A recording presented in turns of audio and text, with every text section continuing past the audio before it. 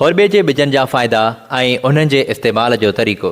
हुरबे जा ॿिज, जिन खे उर्दूअ में मेथी दाना ऐं अंग्रेज़ी ॿोलीअ में फेन्यूग्रीक सीड्स चयो वञे थो, क़दीम ज़माने खां इलाज तौरु इस्तेमालु थींदड़ शइ आहे। इन्हनि में कुदरती तौर ते आयरन, मैग्नीशियम ऐं फाइबर जहिड़ा अहम ग़िज़ाई जुज़ा शामिल आहिनि। हुरबे जा ॿिज रत में शुगर जी सतह घटाइनि था, ख़ासि तौर ते ज़ियाबतीज़ टाइप 2 वारनि मरीज़नि लाइ फ़ाइदेमंद आहे। हुरबे जे ॿिजनि में मौजूदु फाइबर ऐं एंटी ऑक्सीडेंट्स मादा कब्ज़, गैस ऐं मादे जी जलन में आराम ॾियनि था। ही ॿिज कोलेस्ट्रोल खे घटाइण में मदद कनि था, जंहिंसां दिलि जी बीमारियुनि जो ख़तरो घटिजी वञे थो। हुरबे जे ॿिजनि में मौजूदु प्रोटीन ऐं निकोटिनिक एसिड वारनि खे मज़बूत कनि था ऐं वार किरणु बंदि थियनि था। इन्हनि जी पेस्ट मथे ते लॻाइण सां ख़ुश्की ऐं डैंड्रफ ख़तमु थिए थो। चहिरे ते लॻाइण सां चमड़ी साफ़ ऐं नरम थिए थी। हुरबे जे ॿिजनि जो पाणी पीअण सां पेटु घणी देरि ताईं भरियलु महसूसु थिए थो, जंहिंसां खाधे खाइण जी ख़्वाहिश घटिजे थी ऐं वज़न कंट्रोल में अचे थो। आयरन जी मौजूदगी सबबि रत में हेमोग्लोबिन वधे थो ऐं जिस्मानी तवानाई बहितर थिए थी।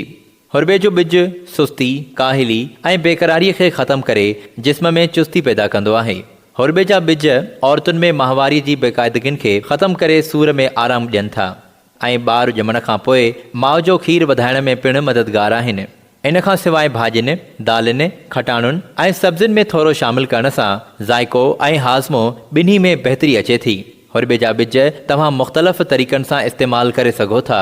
नंबर पहिरियों, राति जो हिकु चमचो हुरबे जे ॿिजनि खे पाणीअ में भिॼाए छॾियो ऐं सुबुह जो नेराने उहो पाणी छाणे पीओ, जेको शुगर, वज़न घटाइण ऐं हाज़मे लाइ तमामु मुफ़ीद आहे। नंबर ॿियों, ॿिज सुकाए कुटे पाउडर बणायो ऐं उन्हनि मां रोज़ानो अधु चमचो गरम पाणी या खीर सां खाओ, जेकी रतु वधाइण ऐं थकावट ख़तमु करण में मददगार आहिनि।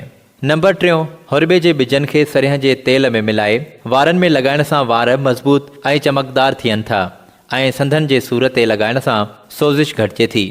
इन लाइ 2 चमचा हुरबे जे ॿिजनि खे हल्को कुटे वठो।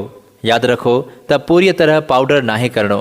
तक़रीबन 150 खां 200 मिलीलीटर सरिहं जे तेल में विझी हिकु लोहे या स्टील जे थांव में विझो ऐं हल्की बाहि ते 5 खां 10 मिंटनि ताईं गरम करियो।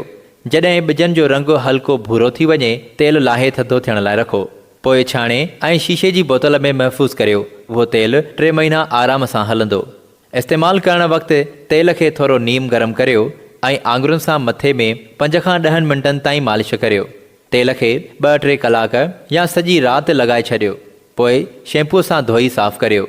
इहो तेल अगरि हफ़्ते में 2 भेरा इस्तेमालु कजे त बहितर नतीजा ॾींदो, जंहिंसां वार मज़बूत थियनि था ऐं छणणु बंदि थियनि था। उन्हनि मां ख़ुश्की ऐं डैंड्रफ ख़तमु थिए थो ऐं वार नरम, चमकदार ऐं सेहतमंद थी वञनि था। सरिहं जो तेल एंटी फंगल आहे ऐं हुरबे जा ॿिज सोज़िश घटाइनि था। एहतियात कजो, तेल खे तमामु तेज़ बाहि ते गरम न करियो। जेकॾहिं एलर्जी आहे त पहिरीं थोरो टेस्ट करियो, उस में लॻाए न वेहो। ऐं हा, हर फ़ाइदे वारी शइ जे घणे इस्तेमाल सां नुक़सान बि थियनि था, इन लाइ एहतियात बि ज़रूरी आहे। रोज़ानो तमामु घणे मिक़दार में हुरबे जा ॿिज इस्तेमालु करण सां पेट में गैस या हल्का दस्त थी सघनि था। औरतूं हमल दौरान डॉक्टर जी सलाह खां सवाइ इस्तेमालु न कनि।